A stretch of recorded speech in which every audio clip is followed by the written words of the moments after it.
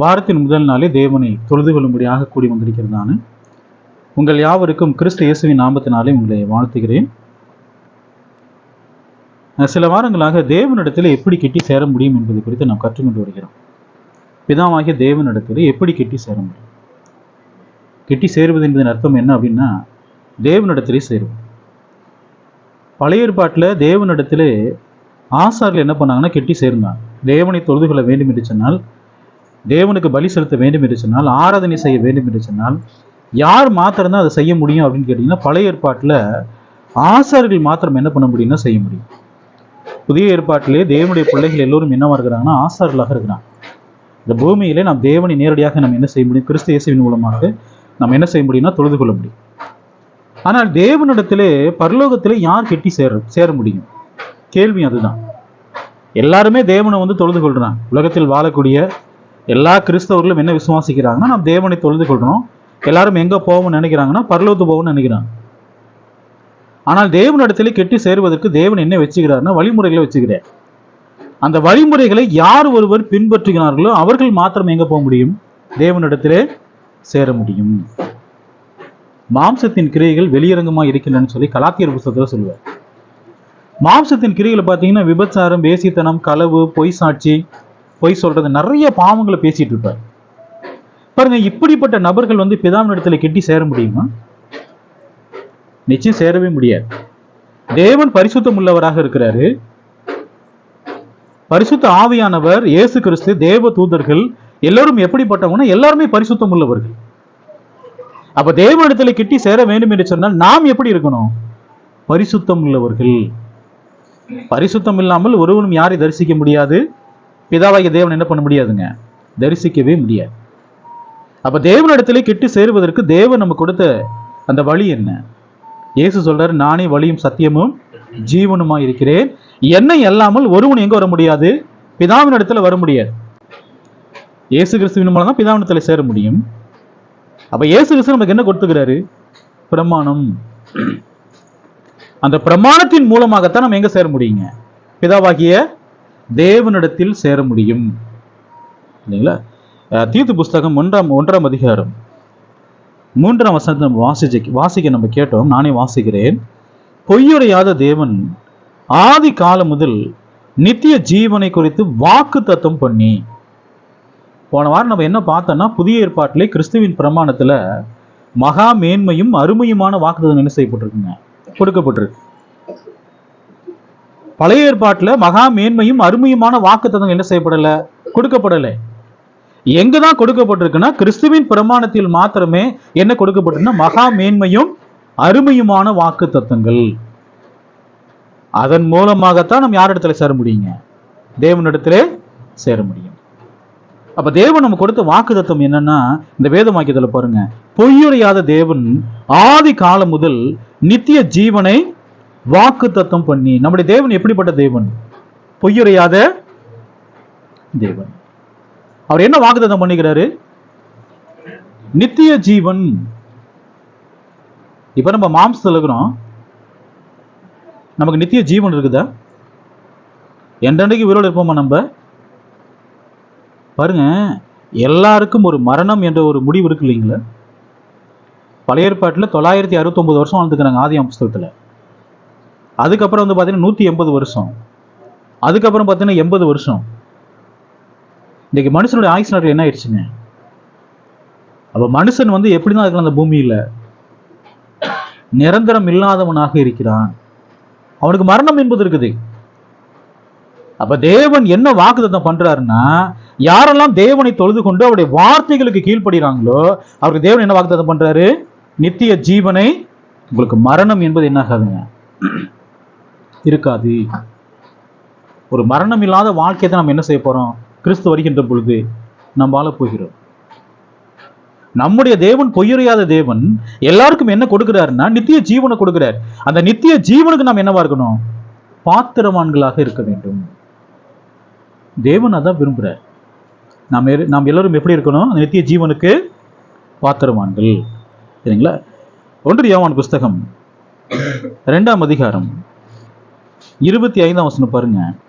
நித்திய ஜீவனை அளிப்பேன் என்பதே அவர் நமக்கு செய்த வாக்கு தத்துவம். இந்த நித்திய ஜீவனை குறித்து எப்ப இருந்து வாக்குத்தத்தம் பண்ணுகிறாரு? ஆதி காலம் முதல். பழைய ஏற்பாட்டில் நித்திய ஜீவனை குறித்து யாருக்கும் அறிவிக்கப்படலையா? அறிவிக்கப்பட்டது. ஆனால் பழைய ஏற்பாட்டிலே நித்திய ஜீவன் என்ன செய்யப்படலை? அது உறுதி செய்யப்படலை. எப்பதான் உறுதி செய்யப்படுது? இயேசு கிறிஸ்து மரித்தெழுந்து உயிர்த்தெழுந்தார் பாருங்க, அப்பதான் என்ன செய்யப்படுதுங்க? நித்திய ஜீவன் உறுதி செய்யப்படுகிறது.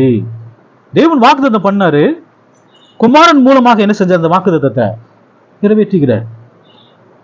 இயேசு கிறிஸ்து உயிர்த்தெழுந்ததினாலே நமக்கும் என்ன இருக்குது? அழியாத ஜீவன். இயேசு கிறிஸ்து எப்படி உயிர்த்தெழுந்தாரு? அழியாத சருத்தோடு என்ன பண்ணிக்கிறார்? உயிர்த்தெழுந்துகிறார். நாமும் எப்படி உயிர்த்தெழுவோம்? அழியாத நித்திய ஜீவனை அளிப்பேன் என்பது அவர் நமக்கு செய்த. தேவன் வாக்கு தத்தம் பண்ணார்னா நிச்சயமா என்ன செய்வாருங்க? அதை நிறைவேற்றுவார். அவர் எப்படிப்பட்ட தேவன் அல்ல, பொய்யுரையாத தேவன் சொல்றார். அவர் பொய் சொல்லவே மாட்டார். மனமாற ஒரு மனுஷன் அல்ல. பொய் சொல்றதுக்கு அவர் மனுஷனா? அதுவும் இல்லை. அப்ப தேவனை நாம் என்ன செய்ய வேண்டும்? நமக்கு நித்திய ஜீவனை கொடுப்பார் என்பதை நம்ம என்ன செய்யணுங்க? விசுவாசிக்க வேண்டும். இன்னும் நமக்கு அந்த கிறிஸ்துவின் பிரமாணத்தில் இன்னும் நமக்கு என்ன என்ன சுதந்திரம் இருக்கு பாருங்க, என்ன ஆசீர்வாதம் இருக்கு பாருங்க. எபிரேயர் புஸ்தகம் 9ஆம் அதிகாரம் 15ஆம் வசனம் பாருங்க. ஆகையால் முதலாம் உடன்படிக்கையின் காலத்தில் நடந்த அக்கிரமங்களை நிவர்த்தி செய்யும் பொருட்டு அவர் மரணம் அடைந்து அழைக்கப்பட்டவர்கள் வாக்கு தத்தம் பண்ணப்பட்ட நித்திய சுதந்திரத்தை அடைந்து கொள்வதற்காக புது உடன்படிக்கையின் மத்தியஸ்தனாய் இருக்கிறார். இயேசு கிறிஸ்து ஏன் புது உடன்படிக்கையின் மத்தியஸ்தரை? ஏன் இயேசு கிறிஸ்து புது உடன்படிக்கையின் மத்தியஸ்தராக இருக்கிறார்? காரணம் என்ன? நித்திய சுதந்திரத்தை அடைந்து கொள்வதற்கு. நமக்கு நித்திய ஜீவன் மாத்திரமல்ல, என்ன இருக்குங்க? நித்திய சுதந்திரம். உங்களுடைய பெற்றோர்கள் உங்களுக்கு சுதந்திரத்தை வச்சுட்டு போயிருக்கிறாங்களா? சுதந்திரத்தை வச்சுக்கிறாங்களா? உங்களுக்காக ஒரு சொத்து வச்சிருந்தாங்கன்னா அது உங்களுக்கு என்னங்க? அது சுதந்திரம். நமக்கு தேவன் என்ன வச்சுக்கிறாரம்மா? நித்திய ஒரு சுதந்திரத்தை வச்சுக்கிறாரு. நித்திய சுதந்திரம் சொல்லப்பட்டிருக்கு. அப்ப பரலோகத்தில் அந்த சுதந்திரம் எங்க வைக்கப்பட்டிருக்குன்னா பரலோகத்தில் வைக்கப்பட்டிருக்கு. இப்ப நமக்கு நம்முடைய பெற்றோர் ஒரு சுதந்திரத்தை வைக்கிறாங்கன்னா நாம அதை அனுபவிப்போம். அதுக்கப்புறம் நமக்கு மரணம் வருகின்ற பொழுது யாரு கொடுப்போம்? அது நம்முடைய பிள்ளைகளுக்கு கொடுப்போம். அந்த சுதந்திரம் மாறிக்கிட்டே இருக்கும். தேவன் கொடுக்கக்கூடிய சுதந்திரம் எப்பொழுதும் மாறுமா? அது மாறாது. காரணம் என்ன? நாம் எல்லோரும் எப்படி இருப்போம்? நித்திய ஜீவனை உடையவர்களாய். மரணம் நம்ம என்ன செய்யாது? ஒருபோதும் ஆண்டு கொள்ளாது. நித்திய சுதந்திரம். அவர் நமக்கு வாக்குத்தத்தம் பண்ணுகிறார். நித்திய ஜீவனை கொடுப்பேன் வாக்குத்தத்தம் பண்ணுகிறாரு. நித்திய சுதந்திரத்தை கொடுப்பேன் வாக்குத்தத்தம் பண்ணுகிறார். ரோமர் புஸ்தகம் 4ஆம் அதிகாரம் 13ஆம் வசனம் பாருங்க. அன்றியும் உலகத்தை சுதந்திரிப்பான் என்கிற வாக்குத்தத்தம் ஆபிரகாமுக்காவது அவன் சந்ததிக்காவது நியாய பிரமாணத்தினால் கிடையாமல் விசுவாசத்தினால் வருகிற நீதியினால் கிடைத்தது. ஆபிரகாம் எதை சுதந்திரிப்பார்? எதை சுதந்திரிப்பாருங்க? உலகத்தை சுதந்திரிப்பார். ஆபிரகாம் என்ன உலகத்தை அவர் சுதந்திரிச்சாரு? இந்த பூமியில இருக்கும்போது ஆபிரகாமுக்கு ஒரு அடி நிலம் கூட அவருக்கு என்ன இல்லைங்க? சொந்தம்னா கிடையாது. ஆபிரகாமுக்கு எது சொந்தமா இருந்தது? கல்லறை நிலம். நம்ம ஒரு கல்லறை வாங்கி போட்டிருக்கோம்னா அதுல நமக்கு பெருமைப்படக்கூடிய விஷயம் அதுல ஏதாவது இருக்குதா? எதுவுமே கிடையாது. ஆபிரகாம் மரிக்கிற வரைக்கும் அவர் எதுலாம் குடியிருந்தார்? எது குடியிருந்தாருங்க? கூடாரத்துல தான் குடியிருந்தார். அந்நியனும் பரதேசம் என்று அறிக்கையிட்டு விசுவாசத்தோட அவங்க என்ன பண்ணிக்கிறாங்க? அவங்க எதுக்காக அவங்க காத்துட்டு இருக்கிறாங்க? தேவன் கட்டி உண்டாக்கின அந்த நகரத்திற்காக என்ன செய்யறாங்க? அவர் காத்து கொண்டிருக்கிறார். அதை தேவன் சொல்லும்போது சொல்றாரு, உலகத்தை சொந்தரிப்பான். அந்த உலகம் என்ன? 2 பேதுரு புஸ்தகம் 3ஆம் அதிகாரம் 13ஆம் வசனம் பாருங்க. அவருடைய வாக்கு தத்தத்தின்படியே நீதி வாசமா இருக்கும் புதிய வானங்களும் புதிய பூமியும் உண்டாகும் என்று காத்திருக்கிறோம். ஒரு புதிய உலகம் இருக்க நமக்காக. அந்த உலகத்தை யார் சுதந்திரிப்பா? ஆபிரகாம் சுதந்திரிப்பாரு. ஆபிரகாமோடு கூட யாரும் சுதந்திரிப்பா? ஆபிரகாமின் பிள்ளைகள். நாம் யாரும்? நாமள யாருங்க? ஆபிரகாமின் பிள்ளைகள் என்ன செய்வாங்க? நாமும் சேர்ந்து யாரோடு சுதந்திரிப்போம்? ஆபிரகாமோடு அந்த உலகத்தை என்ன பண்ண போறோம்? சுதந்திரிக்க போறோம். இந்த உலகத்துல தான் நமக்கு கஷ்டங்கள், பாடுகள், போராட்டங்கள், பிரச்சனைகள் எல்லாமே இந்த உலகத்துல தான் இருக்கு. நான் போகக்கூடிய அந்த உலகத்துல அதெல்லாம் இருக்குமா? அங்கே கண்ணீர் இருக்குமா? கவலை இருக்குமா? துக்கம் இருக்குமா? அலறுதல் இருக்குமா?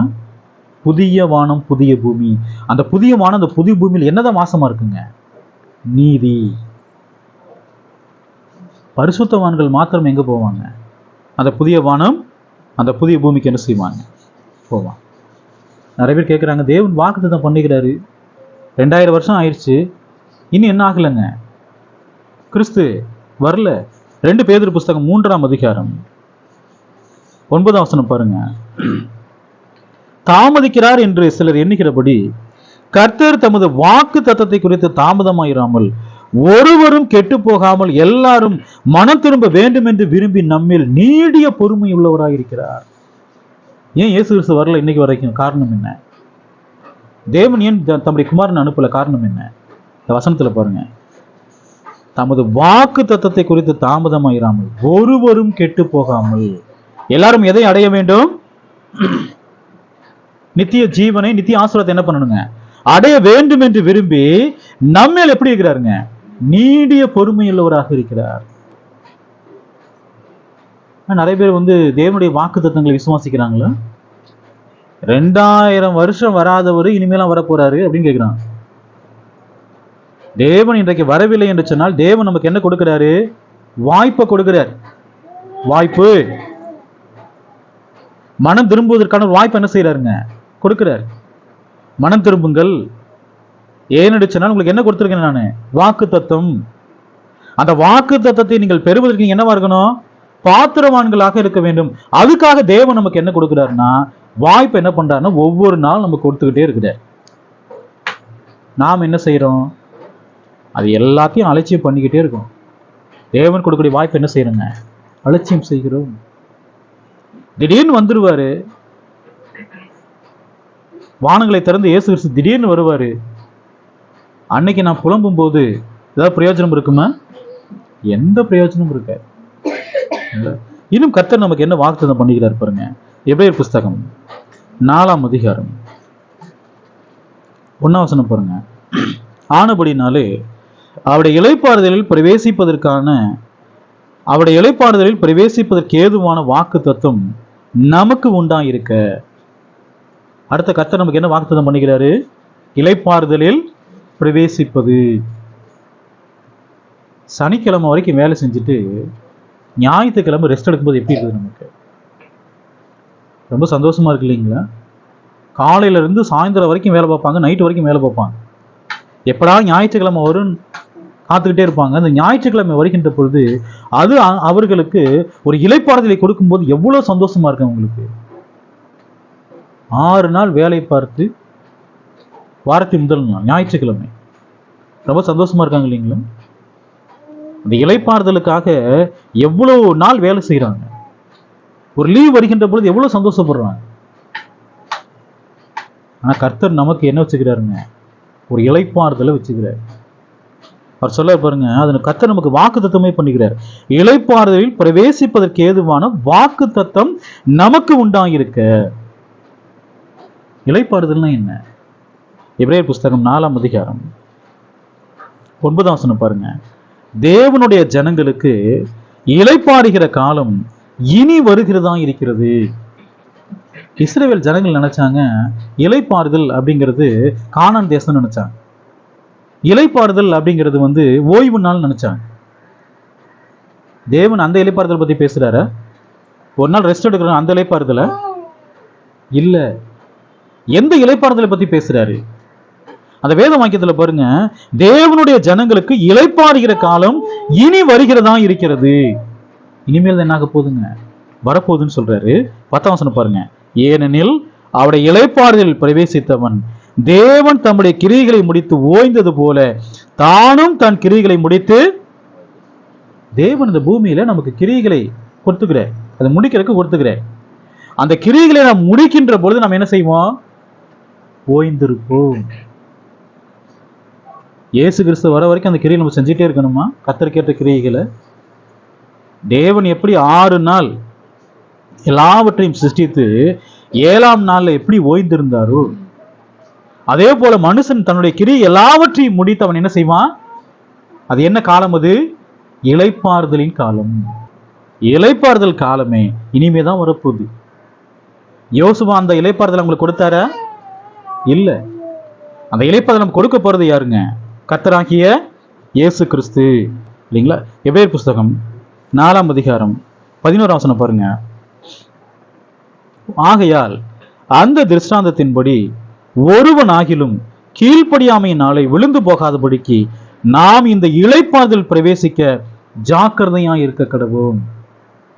இளைப்பாறுதல சும்மா அப்படியே போயிட முடியுமா?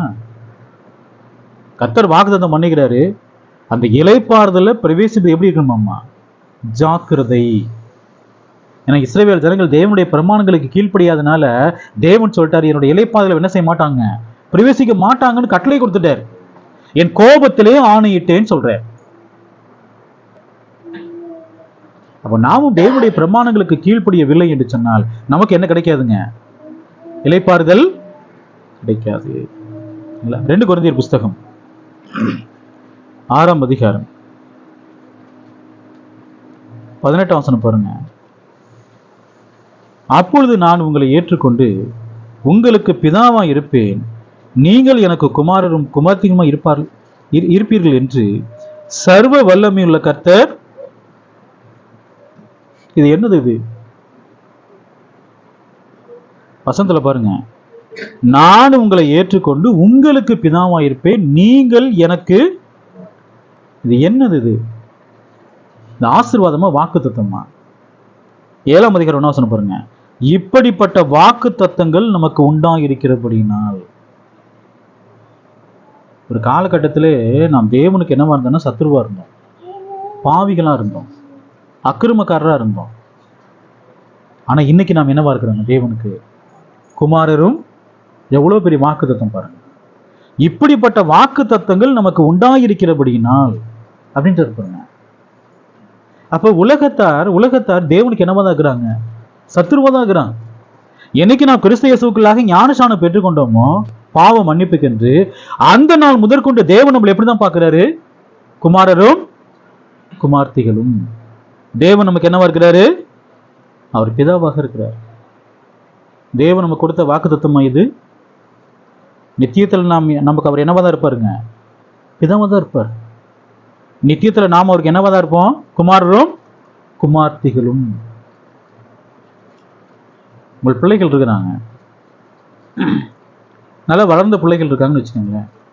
உங்களுடைய வார்த்தைகளுக்கு அவர்கள் கீழ்ப்படியவில்லைன்னு சொன்னால் அந்த பிள்ளைகளை நீங்கள் நேசிப்பீங்களா? பிள்ளைகள் கீழ்ப்படியவே மாட்டேங்கிறாங்க, அந்த பிள்ளை நேசிப்பீங்களா? நாம் தேவனுக்கு கீழ்ப்படியவில்லை என்று சொன்னால் தேவன் நம்மை நேசிப்பாரா? அன்பு கூறுவாரா? அன்பு கூறுவாரா? தேவனை பிரியப்படுத்த நாம் என்ன செய்யணுங்க? கற்றுக்கொள்ள வேண்டும். தேவனுடைய பிள்ளைகள் இருக்காங்க, கோபாக்கினியின் பிள்ளைகள் இருக்கிறாங்க. அவங்க யாரு? கோபாக்கினியின் பிள்ளைகள். அவங்களும் கர்த்தருடைய சபையில் தான் இருக்கிறாங்க. நாமளும் என்ன பிள்ளைகள்? தேவனுக்கு கீழ்ப்படிதல் உள்ள, தேவனுடைய பிரமாணங்களுக்கு கீழ்ப்படிதல் உள்ள பிள்ளைகள். இப்படிப்பட்ட வாக்கு தத்தங்கள் நமக்கு உண்டாயிருக்கிறபடியினால் பிரியமானவர்களே, மாம்சத்திலும் ஆவிலும் உண்டான எல்லா அசூசியும் நீங்க. மாம்சத்தை தீட்டுப்படுத்தக்கூடிய பாவம் எந்த பாவம்? இது மாம்சத்தை தீட்டுப்படுத்தக்கூடிய பாவம் எந்த பாவம்? வேசித்தனம், விபச்சாரம். அப்ப மாம்சத்திலும் ஆவின்னு சொல்றீங்களா? உள்ளான மனுஷன் அவர் சொல்ல பாருங்க, ஆவியில், மாம்சத்திலும் ஆவியிலும் உண்டான எல்லா அசூசியும் நீங்கன்றார் பாருங்க. நாம் தேவனுக்கு குமாரும் குமார்த்திகளுமா இருக்க வேண்டும் என்று சொன்னால் புறம்பான மனுஷனை நம்ம எப்படி இருக்கணுங்க? பரிசுத்தம் உள்ளவங்களா இருக்கணும். உள்ளான மனுஷன் என்னவா இருக்கணும்? பரிசுத்தம் உள்ளவங்களா இருக்கணும். ஏன் சொன்னார் இல்லைங்களா? புறம்பான மனுஷன் சுத்தமாகும்படி முதல்ல எதை சுத்தப்படுத்தணும்? உள்ளான மனுஷன் சுத்தமா இருப்பான் என்று சொன்னால் புறம்பான மனுஷன் எப்படி இருப்பான்? சுத்தமாக இருப்பான். நம்முடைய சிந்தனைகள், செயல்பாடுகள், யோசனைகள்லாம் எப்படி இருக்கு? இருதயத்தின் நிறைவினால் வாய் பேசுன்னு சொல்றாரு இல்லைங்களா? நம்ம இருதயத்திலே கெட்ட பொக்கிஷம் இருக்கும் என்று சொன்னால் வாயிலிருந்து வரக்கூடிய வார்த்தைகள்லாம் எப்படி இருக்கும்? கெட்ட பொக்கிஷம் தான் வெளியே வரும். நல்ல பொக்கிஷம் இருந்தா எதை எடுத்து காட்டுவாங்க? நல்ல பொக்கிஷங்கள். இருதயத்துல கெட்ட பொக்கிஷம் இருக்கும் என்று சொன்னால் எதை எடுத்து காட்டுவாங்க? கெட்ட பொக்கிஷங்கள். ஈஸியா நீங்க கண்டுபிடிக்க முடியுமா அவங்க கர்த்தருடைய பிள்ளைகளா அல்லது பிசாசின் பிள்ளைகளான்னு கண்டுபிடிக்க முடியுமா? ரொம்ப ஈஸியா கண்டுபிடிக்க முடியும். அவங்களுடைய கிரியைகளை என்ன சொல்லுவோம்? இவர்கள் பிசாசின் பிள்ளைகள். அப்ப கர்த்தர் நமக்கு வாக்குத்தத்தம் பண்ணுகிறார். என்ன வாக்குத்தத்தம்? என் குமாரனும் என் குமார்த்தி. நாம் அதற்கு என்னவா இருக்கணும்? பாத்திரவான்களாக நடந்து கொள்ள வேண்டும். 2 பேதுரு புஸ்தகம் 1ஆம் அதிகாரம் 11ஆம் வசனம் பாருங்க. இவ்விதமாய் நம்முடைய கர்த்தரும் இரட்சகருமாய் இருக்கிற இயேசு கிறிஸ்துவினுடைய நித்திய ராஜ்யத்துக்கு உட்படும் பிரவேசம் உங்களுக்கு பரிபூர்ணமாய் அளிக்கப்படும். இன்னைக்கு நாம் எங்க இருக்கோம்னா தேவனுடைய ராஜ்யத்தான் இருக்கிறோம்.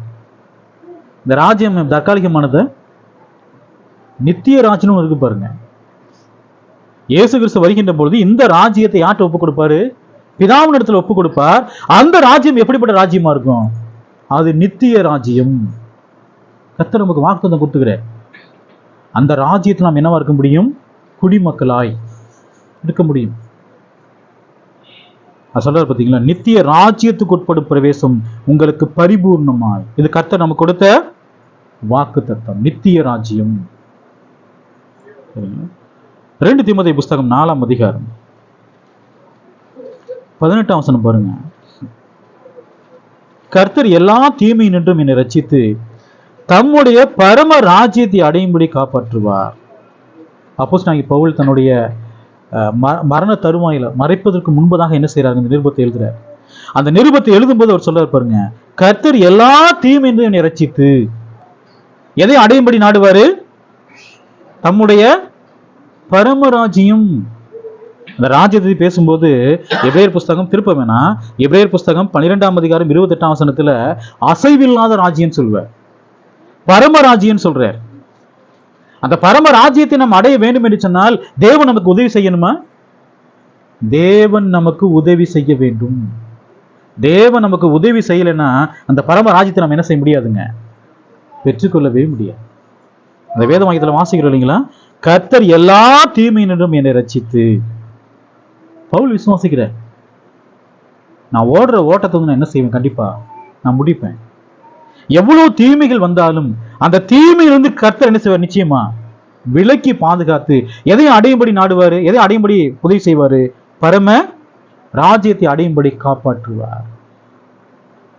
பவுல் அடிக்கப்படவே இல்லையா? 1 கொரிந்தியர் 11ஆம் அதிகாரத்துல பவுல் அவ்வளவு அடி வாங்கியிருக்கிறார். தேவன் எப்படி எல்லா தீமையிலிருந்து விலக்கி பாதுகாத்துக்கிறாரு? பவுல் அவ்வளவு அடிக்கப்படுறாரு, செத்து போயிட்டாரு பாருங்க, மறிக்கல அவரு. எவ்வளவு பெரிய ஆச்சரியம் பாருங்க. லீஸ்தரா பட்டணத்தை எல்லாரும் சேர்ந்து கல்லை விட்டு அடிக்கிறாங்க, மறிச்சு போயிட்டாங்கன்னு சொல்லிட்டு ஊருக்கு புறம்புக்கு என்ன செய்யறாங்க? கொண்டு போய் போட்டுறாங்க. பவுல் மறிச்சு போயிட்டாரு. பரம ராஜ்யத்தை அடையும்படி பவுல் என்ன செய்யறாருங்க? அவரு காப்பாத்துறாரு. கப்பல் சேத்துல இருக்கும்போது எவ்வளவு விளைவுகள் பாருங்க. அந்த கப்பல்ல போகும்போது பிழைப்போம் என்கிற நம்பிக்கை அற்று போகத்தக்கதாக எங்கள் பலத்திற்கு மிஞ்சின பாரமான வருத்தம் எங்களுக்கு உண்டாயிற்று. ஆனா அவருடைய நம்பிக்கை என்ன?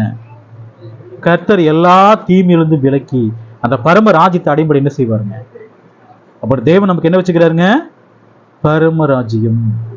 இதெல்லாம் கர்த்தருடைய வாக்குத்தத்தங்கள். சரிங்களா? 1 கொரிந்தியர் புஸ்தகம் 9ஆம் அதிகாரம் 24ஆம் வசனம் பாருங்க.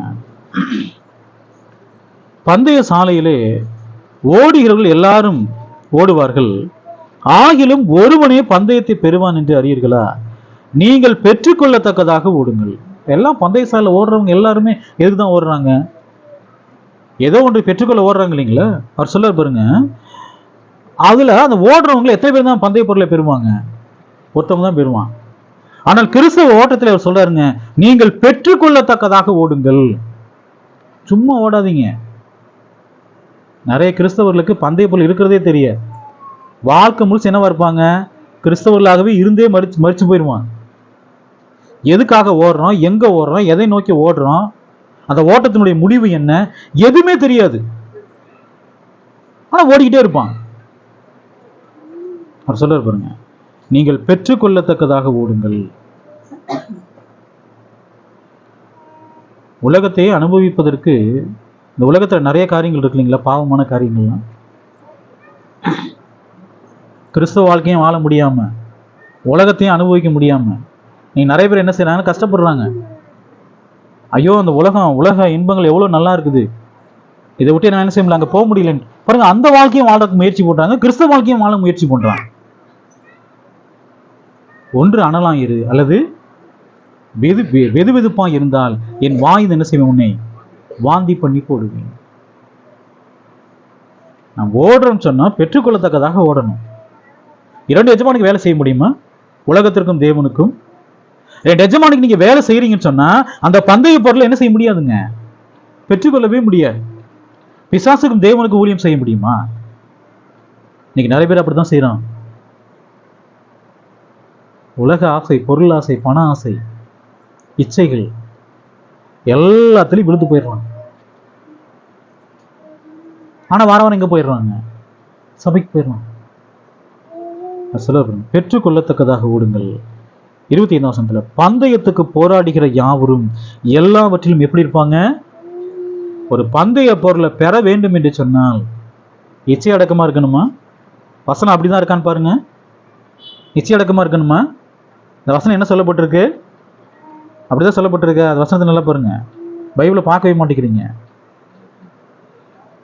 எல்லாவற்றிலும் இச்சை அடக்கமா இருப்பார்கள், அப்படிதான் இருக்கு இல்லைங்களா? அப்ப ஒரு பந்தய பொருளை நம்ம பெற போறோம், பெறுகிறோம் என்று சொன்னால் நம்ம எப்படி இருக்கணும்? எல்லாவற்றிலும் இச்சை அடக்கம். அப்படின்னு என்ன அர்த்தம்? சுய கட்டுப்பாடு. ஒரு ஒலிம்பிக்ல ஓடுறவங்க ஒரு 4 வருஷத்துக்கு ஒரு நடத்துறாங்க இல்லைங்களா? அதில் ஓடுறவங்க அதை 4 வருஷம் என்ன சாப்பிடுவாங்க? உடம்பு நல்லா சாப்பாடுலாம் சாப்பிட்டு உடம்பு நல்லா கின்னு வச்சுக்குவாங்களா? உடம்பை எந்த அளவுக்கு அவங்க வெயிட் லாஸ் பண்ண முடியுமோ அந்த அளவுக்கு என்ன செய்வாங்க? லாஸ் பண்ணுவாங்க. குறைந்த உணவு தான் சாப்பிடுவாங்க. எவ்வளவு பயிற்சி செய்யறாங்க ஒரு கிரீடத்தை பெறுவதற்கு. எல்லாவற்றிலேயும் இச்சை அடக்கம். சொல்ல பாருங்க, அவர்கள் அழிவுள்ள கிரீடத்தை பெரும்படிக்கு அப்படி செய்கிறார்கள், நாமோ அழிவில்லாத கிரீடத்தை பெரும்படிக்கு கர்த்தர் நமக்கு என்ன வாக்குத்தத்தம் பண்ணுகிறாரு? அழிவில்லாத கிரீடம் வாக்குத்தத்தம் பண்ணுகிறார். அந்த உலகத்தாரே ஒரு அழிவுள்ள கிரீடத்தை பெரும்படிக்கு அப்படி இச்சை அடக்கமா இருக்கிறான்றார். நாம் எதை பெற்றுக்கொள்ள போகிறோம்? அழிவில்லாத கிரீடம். எல்லாவற்றிலும் எப்படி இருங்க? இச்சை அடக்கம் உள்ளவர்களாக இருங்கள். இடத்தை பெறுவது சாதாரணமான வேலை. அதுக்காக பிரயாசப்படணும் இல்லைங்களா? நம்மை நாம் வருத்தணும் இல்லைங்களா? 2 எஜமானுக்கு நம்ம என்ன செய்யக்கூடாதுங்க? வேலை செய்யக்கூடாது. 2 தீமோத்தேயு புஸ்தகம் 4ஆம் அதிகாரம் 7-8 பாருங்க. நல்ல போராட்டத்தை போராடினேன், ஓட்டத்தை முடித்தேன், விசுவாசத்தை காத்துக்கொண்டேன். இது முதல் நீதியின் கிடம் எனக்காக வைக்கப்பட்டிருக்கிறது. நீதியுள்ள நியாயாதிபதியாகிய கர்த்தர் அந்நாளிலே அதை எனக்கு தந்தருளுவார். எனக்கு மாத்திரமல்ல, அவர் பிரசன்னமாகுதலை விரும்பும் யாவருக்கும் அதை தந்தருளுவார். கர்த்தர் அடுத்து ஒரு வாக்குத்தத்தம் பண்றார், அழிவில்லாத கிரீடம். இப்ப என்ன கிரீடத்தை பத்தி பேசுறாரு? நீதியின் கிரீடம். நல்ல போராட்டத்தை போராடினேன், ஓட்டத்தை முடித்தேன். இப்ப கேள்வி என்னன்னா, நீதியின் கிரீடம் யாருக்கு கிடைக்கும்? நமக்கெல்லாம் நீதியின் கிரீடத்தின் மேல ஆசை இருக்கு இல்லைங்களா? நீதியின் கிரீடம் யாருக்கு கிடைக்கும்? பதில் எங்க இருக்குங்க? 7ஆவது வசனத்துல இருக்குது. நல்ல போராட்டத்தை. அப்ப நல்ல போராட்டத்தை போராடணுமா? பவுல் இந்த பூமியில கிறிஸ்துவுக்காக பாடுபட்டார் பாருங்க. அதெல்லாம் எப்படிப்பட்ட போராட்டம்? அது நல்ல போராட்டம். நல்ல போராட்டத்தை போராடினேன். அவர் கொடுக்கப்பட்ட ஓட்டத்தை முடிச்சிட்டார். எதை காத்துக்கொண்டார்? நிறைய பேர் ஓட்டத்தை முடிக்கிறதுக்கு முன்னாடி என்ன ஆகிறாங்க? பின்வாங்கி. தேமா இந்த பிரபஞ்சத்தின் மேல் ஆசை வைத்து என்னை விட்டு பிரிந்து எங்க போயிட்டான்? கலாத்திய நாட்டுக்கு. நிறைய பேர் பின்வாங்கி போயிடுறாங்க. பவுல் சொல்றாரு, நல்ல போராட்டத்தை போராடினேன், ஓட்டத்தை முடித்தேன், எதை காத்துக்கொண்டேன்? விசுவாசம். அதுக்கப்புறம் சொல்ல பாருங்க, இது முதல் நீதியின் கிடம் எனக்காக. எப்பதான் நீதியின் கிடம் கிடைக்கும் நமக்கு? அந்த ஓட்டத்தை முடிக்கணும். முடிச்சு எதை காத்துக்கொள்ள வேண்டும்? விசுவாசம். இந்த வசனம் எங்க எழுதப்பட்டிருக்குன்னு தெரியுங்களா உங்களுக்கு? வசனம் எங்க எழுதி வச்சிருப்பாங்க? கிறிஸ்தவர்கள் யார் செத்தாலும் சரி, கடற்கரையில் போய் இந்த வசனத்தை என்ன பண்ணிடுவாங்க? எழுதி வச்சிருவாங்க. அப்படி கடற்கரைக்குள்ள இருக்கிறவங்க நல்ல போராட்டத்தை போராடி ஓட்டத்தை முடிச்சு விசுவாசத்தை காத்து கொண்டவங்கள. பவுலுக்கு தெரியுது, நான் என்ன பண்ணிருந்த ஓட்டத்தை முடிச்சிட்டேன். நமக்கும் தெரியும், நான் நல்ல போராட்டத்தை கிறிஸ்துக்காக நான் போராடி இருக்கிறேன், நான் ஓட்டத்தை முடிச்சுக்கிறேன், விசுவாசத்தை என்ன பண்ணிக்கிறேன். யாருக்கு தெரியுங்க அது? நான் மறிக்கிறதுக்கு முன்னாடி நமக்கு நிச்சயமா தெரியும். பயந்துகிட்டே சாகுறேன்னு வச்சுக்கோங்களேன், நம்ம தெளிவா புரிஞ்சுக்கலாம் நம்ம எதில் தான் இருக்கிறோங்க, பாவத்துல. மரணம் வருகின்ற பொழுது சந்தோஷமா மறிக்கிறோன்னு வச்சுக்கோங்களேன், நம்ம என்ன புரிஞ்சுக்கலாம்? நல்ல போராட்டத்தை என்ன பண்ணிக்கிறோம், நம்ம மனசாட்சிக்கு தெரியும் இல்லைங்களா, நான் கர்த்தருடைய வார்த்தையின்படி செஞ்சிருக்கேன்னா செய்யலையா. பவுலுக்கு தெரியுது, அவருடைய மனசாட்சிக்கு தெரியுது, நான் நல்ல போராட்டத்தை போராடி இருக்கிறேன். கர்த்தர் அவருக்கு என்ன கொடுக்கிறாரு பாருங்க, இது முதல் நீதியின் கிடம் எனக்காக. நீதியின் கிடத்தை என்ன செய்ய போறாருங்க பவுலுக்கு? அவர் பவுலுக்கு மாத்திரம் தருவார? நீதியுள்ள நியாயாதிபதியாகிய கர்த்தர் பவுல் மரிச்சோனுமே கொடுத்துட்டாரா? ஓட்டத்தை முடிச்சிட்டாருன்னு சொல்லிட்டு பவுல் மரிச்சோனுமே கர்த்தர் கொடுத்துட்டாரா? இல்ல, நீதியுள்ள நியாயாதிபதியாகிய கர்த்தர் அந்நாளிலே அதை எனக்கு என்ன செய்வார்? நியாய தீர்ப்புனாலதான் அந்த நீதியின் கிடம் எனக்கு என்ன ஆகும்? கிடைக்கும். எனக்கு மாத்திரமல்ல, அவருடைய பிரசன்னமாகுதலை விரும்பும் யாவருக்கும். இயேசுவின் பிரசன்னமாகுதலை யார் தான் விரும்புவாங்க? நல்ல போராட்டத்தை போராடுறாங்க பாருங்க, அவங்க தான் விரும்புவாங்க. இன்னைக்கு இயேசு வரக்கூடாதுன்னு ஜெபம் பண்றவங்க யாரா தான் இருப்பாங்க? இயேசு வரக்கூடாது அப்படின்னு ஜெபம் பண்றவங்க யாரா தான் இருப்பாங்க? துன்மார்க்கர் தான் இருப்பான். இன்னைக்கு இயேசு கிறிஸ்து வந்தா நான் வந்து நித்திய ஜீவனுக்குள்ள நான் போவேனே அப்படின்னு விரும்புறாங்க பாருங்க, அவங்க என்னவா இருப்பாங்க? அவங்க சரியான பாதையில போறாங்கன்னு அர்த்தம். பாருங்க, அந்த வசனம் சொல்ல பாருங்க, அவருடைய பிரசன்னமாகுதலை நம்ம என்ன செய்யணுமா? விரும்ப வேண்டும். அவருடைய நாள் இயேசு கிறிஸ்து வருகின்ற பொழுது எல்லாரும் பயந்து நடுங்குவாங்க. ஆனால் கர்த்தருடைய பிள்ளைகள் எப்படி இருப்பாங்க? தைரியமாய் அவருடைய சன்னிதானத்துக்கு முன்பதாக தைரியமா நிற்பாங்க. தைரியம் உங்களுக்கு எப்படி கிடைச்சது? பிரமாணத்துக்கு கீழ்ப்படுத்துகிறார். அப்ப அழிவில்லாத கிடத்தை அவர் வாக்குத்தத்தம் பண்றாரு, நீதியின் கிடத்தை என்ன செய்யறாருங்க? வாக்குத்தத்தம் பண்றாரு. யாக்கோபு புஸ்தகம் 1ஆம் அதிகாரம் 12ஆம் வசனம் பாருங்க, சோதனையை சகிக்கிற மனுஷன் பாக்கியவான், அவன் உத்தமன் என்று விளங்கின பின்பு கர்த்தர் தமிழத்தில் அன்பு கூறுகிறவர்களுக்கு வாக்கு தத்தம் பண்ணின ஜீவகிரீடத்தை. நிறைய சொல்லுவாங்க, கர்த்தர் நமக்கு என்ன வச்சுக்கிறாருங்க? ஜீவ கிரீடம். அந்த பின்னாடி பகுதியை மாத்திரம் தான் வாசிக்கிறான். கர்த்தர் என்ன கொடுக்க போறாரு? தேவனுடைய பிள்ளைகளுக்கு, கிறிஸ்தவர்களுக்கு என்ன கொடுக்க போறாரு? ஜீவ கிரீடத்தை யார் கொடுப்பாரு? இந்த வசனத்துல பாருங்க, சோதனை சகிக்கிற மனுஷன். கர்த்தர் கொடுக்கக்கூடிய சோதனை எவன் சகிக்கிறானோ, சகித்து அவன் என்ன விளங்க பண்ணணுங்க? உத்தமன் என்று. சோதனை விழுந்து போயிடக்கூடாது. உத்தமன் விளங்க பண்ணா கர்த்தர் என்ன கொடுப்பாருங்க? பாருங்க, ஒவ்வொரு கிரீடத்திற்கும் பிரயாசப்படணுமா? நம்ம ஒவ்வொரு கிரீடத்திற்கும் தேவன் அந்த கிரீடத்தை கொடுக்கும் போது அதற்கான சட்டத்திட்டங்களையும் கொடுக்கிறாரு. அந்த சட்ட திட்டத்தின்படி நான் பண்ணாவிட்டாலும் என்ன செய்ய மாட்டோம்? முடிசூட்டப்படும்.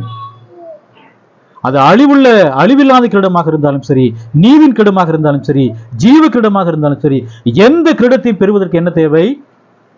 தேவனுடைய சட்ட திட்டங்களுக்கு நாம் என்ன செய்யணுங்க? கீழ்ப்படிய வேண்டும். சட்டத்தின்படி பண்ணாதான் நம்ம என்ன செய்யப்படுவோம்? முடிசூட்டப்படுவோம்.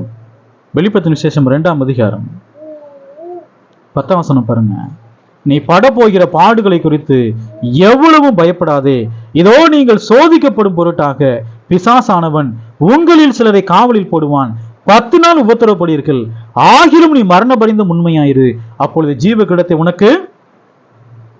யார் வந்து அந்த சோதனை சகிக்கிறாங்க பாருங்க. எது வரைக்கும் சகிக்கணுமா? மரண பரியந்தம் அந்த சோதனையை சகிக்கிறவங்களுக்கு கர்த்தர் வாக்குத்தத்தம் பண்றாரு, ஜீவ கிடத்தை நான் உனக்கு தருவேன். கிறிஸ்தவ வாழ்க்கை ரொம்ப ஜாலியான வாழ்க்கைய ஜாலியான வாழ்க்கையெல்லாம் கிடையாது. அந்த பாதையில இடுக்கமும் அழுத்தமும் இருக்கு. அந்த பாதையில அது இடுக்கமான வாசல், நித்திய ஜீவனுக்கு போகக்கூடிய வாசல் இடுக்கமான வாசல். அந்த வாசலை நீங்க பிரவேசிக்கிறீங்கன்னா உலகத்தின் அழுத்தங்களும் போராட்டங்களும் பிரச்சனை என்ன செய்யுங்களை போட்டு அழுத்தும். அநேக உபத்திரங்களின் வழியாய் தேவனுடைய ராஜ்யத்தில் நாம் என்ன செய்யணும்? பிரவேசிக்க வேண்டும். தேவ பக்தியை நடக்க மனதா இருக்கிற யாவரும் என்ன செய்வாங்க? துன்பப்படுவார்கள். தேவ பக்தியை மனதற்கு விரும்பினதுக்கு என்ன வந்துருங்க? துன்பம் வந்துடும். யார் அந்த இலக்கை போய் அடைகிறாங்களோ அவர்களுக்கு மாத்திரமே கர்த்தர் என்ன செய்யறாருங்க? வாக்கு தத்தம் பண்ணின ஜீவ கிரீடத்தை, வாக்கு தத்தம் பண்ண நீதியின் கிரீடத்தை, அழிவில்லாத கிரீடத்தை என்ன செய்யறாருங்க? அவர் கொடுக்கிறார். நமக்கு அந்த கிரீடத்தை பெற வேண்டும் என்று சொன்னால் தேவன் நமக்கு கொடுத்த சட்ட திட்டத்தின்படி என்ன பண்ணுங்க? செய்யணும். இல்லை 1 பேதுரு புஸ்தகம் 5ஆம் அதிகாரம் 1-4 வரைக்கும் பாருங்க. உங்களில் மூப்பருக்கு உடன் மூப்பனும் கிறிஸ்துவின் பாடுகளுக்கு சாட்சியும் இனி வெளிப்படும் மகிமைக்கு பங்காளியுமாய் இருக்கிறார் புத்தி சொல்லி என்னவென்றால், உங்களிடத்தில் உள்ள தேவனுடைய மந்தையை நீங்கள் மேய்த்து கட்டாயமாய் அல்ல, மனப்பூர்வமாயும் அவலட்சணமான ஆதாயத்திற்காக அல்ல, உற்சாக மனதோடும் சுதந்திரத்தை இருமாப்பாய் ஆளுகிறவர்களால் அல்ல, மந்தைக்கு மாதிரிகளாகவும் கண்காணிப்பு செய்யுங்கள். அப்படி செய்தால் பிரதான மேய்ப்பர் வெளிப்படும் போது மகிமையுள்ள வாடாத கிரீடத்தை, யாருக்கு மகிமையுள்ள வாடாத கிரீடம்? சபையில் இன்னைக்கு நிறைய பிராந்திய சபைகள் யார் இருக்காங்கன்னா மூப்பர்கள் இருக்கிறாங்க. அந்த மூப்பர்கள் இந்த வசனத்தின்படியாக தங்கள் மந்தையை மேய்க்கிறாங்கன்னா அவங்களுக்கு கர்த்தர் என்ன வாக்குத்தத்தம் பண்றாரு? மகிமையுள்ள வாடாத கிரீடம், அழிவில்லாத கிரீடம், நீதியின் கிரீடம், ஜீவ கிரீடம். இப்ப சொல்றாரு மகிமையுள்ள அந்த கிரீடம் என்ன ஆகாதுங்க? வாடவே வாடாது. இந்த பழைய ஒரு காலத்துலலாம் பார்த்தீங்கன்னா அந்த ஒலிம்பிக்லாம் ஆரம்பிச்சாங்க இல்லைங்களா? அந்த காலங்களில் அந்த கிரேக்க சாம்ராஜ்யத்தில் பார்த்தீங்கன்னா இந்த ஓட்டப்பந்தயம் ஓடுறவங்களுக்கு ஒரு இலையை தலைமையில் என்ன செய்வாங்க? கிரீடம் மாதிரி வைப்பாங்க. இந்த ஓட்டப்பந்தயம் ஓடுறவங்க அதில் கலந்துக்கிறவங்களுக்கு பார்த்தீங்கன்னா ஒரு செடியால் செய்யப்பட்ட ஒரு கிரீடத்தை என்ன செய்வாங்கன்னு தலைமையில் வைப்பாங்க. அந்த செடி ஒரு வேலை அது கிரீடமாக பின்னப்பட்டு தலையில் வைக்கப்பட்டாலும் கூட அது எவ்வளோ நேரம் இருக்கும்? 1 நாள் 2 நாள் இருக்கும். அதுக்கப்புறம் என்ன ஆயிருங்க? அதெல்லாம் காஞ்சி போயிடும். ஆனால் கர்த்தர் மூப்பர்களுக்கு கொடுக்கக்கூடிய அந்த கிரீடம் எப்படிப்பட்ட கிரீடம்? அது மகிமையுள்ள வாடாத கிரீடம். அதை கொடுப்பாரு. அவங்க இந்த வசனத்தின்படியாக தேவனுடைய சபையை மேய்க்கணும். வசனத்தின்படி அவர்கள் மேய்க்கவில்லை என்று சொன்னால் அந்த கிரீடம் என்ன செய்யப்படாதுங்க? அவங்களுக்கு அந்த கிரீடம் என்ன செய்யப்படாது? கொடுக்கப்படாது. இதெல்லாம் கிறிஸ்துவின் பிரமாணத்தில் நமக்கு கொடுக்கப்பட்டதான வாக்கு தத்தங்கள். எவ்வளவு மகா மேன்மையும் அருமையுமான வாக்கு தத்தங்கள் சொல்ல பாருங்க. இவ்வளவு வாக்கு தத்தங்கள் தேவன் நமக்கு என்ன பண்ணிக்கிறாருங்க? கொடுத்துக்கிறாரு. இன்னும் பாருங்க, வாக்கு தத்தங்களை நம்ம வாசிக்க தான் போறோம், அதை நம்ம இது பண்ண போறது இல்லை. வெளிப்படுத்தின விசேஷம் 2ஆம் அதிகாரம் 11ஆம் வசனம் பாருங்க. ஆவியானவர் சபைகளுக்கு சொல்லுகிறதை காதுள்ளவன் கேட்க கடவன். ஜெயம் கொள்ளுகிறவன் 2ஆம் மரணத்தினால் சேதப்படுவதில்லை. கர்த்தருடைய வாக்குத்தத்தம் என்ன? யாரு ஜெயிக்கிறாங்களோ, யார் அந்த ஓட்டத்தை முடிக்கிறாங்களோ அவங்க தான் ஜெயிக்கிறாங்க இல்லைங்களா? யார் ஜெயிக்கிறாங்களோ 2ஆம் மரணத்தில் என்ன செய்ய மாட்டாங்க? அவங்க சேதப்பட மாட்டார்கள். முதல் மரணம் எல்லாத்துக்குமே இருக்குது. 2ஆவது மரணம்ங்கிறது என்ன? அக்னி. தேவன் என்ன செய்ய மாட்டாருங்க? அவங்கள அக்னி கடல்ல தள்ள மாட்டார். 2ஆம் மரணத்தினால் சேதப்படுவது இல்லை. வெளிப்படுத்தின விசேஷம் 2ஆம் அதிகாரம் 17ஆம் வசனம் பாருங்க. ஆவியானவர் சபைகளுக்கு சொல்லுறதை காதுள்ளவன் கேட்க கடவன்.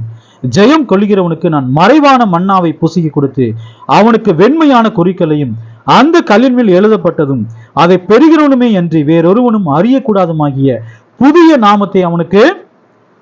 நாமத்தை கொடுப்பேன் என்று பாருங்க. இங்க சொல்றாரு மறைவான மன்னான்றாரு, வெண்மையான குறிக்கல்ன்றாரு, புதிய நாமம்லாம் சொல்றாரு. அதெல்லாம் என்னங்கிறது நமக்கு தெரியுமா? இதெல்லாம் எதுவுமே தெரியாது. கர்த்தர் என்ன பண்ணிக்கிறாருங்க? ஜெயிக்கிறவங்களுக்கு அது என்ன பண்ணிக்கிறாரு? வாக்குத்தத்தம் பண்ணிக்கிறாரு. கர்த்தர் நிச்சயமா செய்வாரா? அவர் எப்படிப்பட்ட தேவன்? பொய்யுரையாத தேவன். வெளிப்படுத்தின விசேஷம் 2ஆம் அதிகாரம் 26ஆம் வசனம் பாருங்க. ஜெயம் கொண்டு முடிவு பரியந்தம் என் கிரியைகளை கை கொள்ளுகிறவன் எவனோ அவனுக்கு நான் என் பிதாவின் இடத்தில் அதிகாரம் பெற்றது போல ஜாதிகள் மேல் அதிகாரம் கொடுப்பேன். அவன் இருப்பு கோலால் அவர்களை ஆளுவான். அவர்கள் மண் பாண்டங்களைப் போல நொறுக்கப்படுவார்கள். விடிவெளி நட்சத்திரத்தையும் அவனுக்கு ஆளும்படி தேவன் என்ன கொடுக்க போறாருங்க? அதிகாரம். விடிவெளி நட்சத்திரத்தை கொடுப்பேன்றார். அது என்ன நமக்கு தெரியுமா? நமக்கு தெரியாது. அதை கர்த்தர் கொடுப்பாரா? ஜெயம் கொடுங்களுக்கு என்ன செய்வாருங்க? கொடுப்பார். வெளிப்படுத்தின விசேஷம் 3ஆம் அதிகாரம் 5ஆம் வசனம் பாருங்க. ஜெயம் கொள்கிறவன் எவனோ அவனுக்கு வெண்வஸ்திரம் தரிக்கப்படும். வெண்வஸ்திரம் தரிக்கப்படும். ஜீவ புஸ்தகத்திலிருந்து அவருடைய நாமத்தை நான் கிறுக்கி போடாமல் என் பிதா முன்பாகவும் அவருடைய தூதர் முன்பாகவும் அவன் நாமத்தை யார் ஜெயிக்கிறாங்களோ அப்படி நாமம் என்ன செய்யப்படுங்க? அறிக்கை செய்யப்படும். இதெல்லாம் ஆசீர்வாதங்களா? இதெல்லாம் மிகப்பெரிய ஆசீர்வாதங்கள். பிதாவுக்கு முன்பதாகவும் கோடிக்கணக்கான தூதர்கள் இருப்பாங்க. அவர்களுக்கு முன்பதாக நம்முடைய நாமத்தை என்ன செய்வாருங்க? அறிக்கையிடுவார். வெளிப்படுத்தின விசேஷம் 3ஆம் அதிகாரம் 12ஆம் வசனம் பாருங்க. ஜெயம் கொள்கிறவன் எவனோ அவனை என் தேவனுடைய ஆலயத்தில் தூணாக்குவேன். அதினின்று அவன் ஒரு காலம் நீங்குவதில்லை. என் தேவனுடைய நாமத்தையும் என் தேவனால் பரலோகத்தில் இறங்கி வருகிற புதிய எருசலேமாகிய என் தேவனுடைய நகரத்தின் நாமத்தையும் என் புதிய நாமத்தையும் அவன் மேல். இதெல்லாம் என்னன்னு தெரியாது நமக்கு. நான் தேவன் என்ன கொடுத்துக்கிறாருங்க? வாக்கு தத்தம். தேவன் செய்வாரா? நிச்சயமா செய்வார். ஒரு பொய்யுரையாத தேவன். வாக்கு தத்தத்தை நிறைவேற்ற அவர் எப்படிப்பட்டவர்? அவர் வல்லவர். வெளிப்படுத்தும் விசேஷம் 3ஆம் அதிகாரம் 21ஆம் வசனம் பாருங்க. நான் ஜெயம் கொண்டு என் பிதாவுடைய சிங்காசனத்தில் அவரோடு கூட உட்கார்ந்தது போல ஜெயம் கொள்கிறவன் எவனோ அவனும் என்னுடைய சிங்காசனத்தில் என்னோடு உட்காரும்படி அருள் செய்வேன். யாக்கோவும் யோவானும் தன்னுடைய தாயை கூட்டிட்டு வந்தான். கூட்டிட்டு வந்து சொன்னாங்க, ஆண்டவரே, நீ ராஜ்யத்தில் வீட்டிருக்கும் போது வலது பக்கத்துல ஒரு குமாரனும் இடது பக்கத்துல ஒரு குமாரன் என்ன செய்யணும்? உட்காரணும்னு கேட்டான். அவர் சொன்னாரு, நீங்கள் கேட்கறது என்னன்னு உங்களுக்கு தெரியல சொல்லி கடைசியில் அவர் சொல்லுவார். என்ன சொல்லுவார்னா, வலது பக்கத்துலையும் இடது பக்கத்துலையும் என் பிதா யாருக்கு ஆயத்தப்படுத்திக்கிறாரோ அவங்க தான் என்ன செய்ய முடியுங்க? உட்கார முடியும்னு சொன்னார். வெளிப்படுத்தின விசேஷம் இந்த வசனத்துல வாசிக்கிறோம். யார் ஜெயம் கொள்றாங்களோ அவங்க என்ன செய்ய முடியுங்க? இயேசுவின் வலது பக்கத்துலையும் இடது பக்கத்துல என்ன செய்ய முடியும்? இது யாருடைய சித்தம்? இது பிதாவின் சித்தம். இயேசுவின் வலது பக்கம் இடது பக்கம்ங்கிறது எவ்வளவு மேன்மையான விஷயம். அவர் சிங்காசனத்துல உட்கார்ந்து இருப்பாரு. வலது பக்கத்துல இடது பக்கத்துல உட்கார்றது எவ்வளோ மேன்மையான விஷயம், மேன்மையான காரியம் இல்லைங்க. இப்ப ஜெயம் கொள்வங்களுக்கு கொடுப்பாரு, நிச்சயமா கொடுப்பார். கடைசியாக நம்ம வாசித்து நாம் நிறைய செய்வோம். எபிரேயர் புஸ்தகம் 6ஆம் அதிகாரம் 15ஆம் வசனம் பாருங்க. அந்தப்படி அவன் பொறுமையாய் காத்திருந்து வாக்கு தத்தம் பண்ணப்பட்டதை மகா மேன்மையும் அருமையுமான வாக்கு தத்தங்களை நம்ம பார்த்தோம். இந்த வாக்கு தத்தங்களை பெறுவதற்கு நமக்கு என்ன தேவைங்க? பொறுமை. பொறுமையாய் காத்திருந்து எப்படி பெற்றுக்கொண்டார்? வாக்கு தத்தம் பண்ணப்பட்டதை பெற்றுக்கொண்டார். 11ஆம் வசனம் பாருங்க. எபிரேயர் 6:11-12 நீங்கள் அசதியாயிராமல், அசதினா எப்படிங்க? சோம்பேறியாயிராமல் வாக்கு தத்தமான ஆசீர்வாதங்களை விசுவாசத்தினாலும் நீடிய பொறுமையினாலும் சுதந்திரத்து கொள்கைகளை பின்பற்றலாம் இருந்து. வாக்கு தத்தமான ஆசீர்வாதங்களை நம்ம எப்படிதான் பெற்றுக்கொள்ள முடியும்? விசுவாசத்தினாலும் நீடிய பொறுமையினாலும் தான் பெற்றுக்கொள்ள முடியும். சரிங்களா?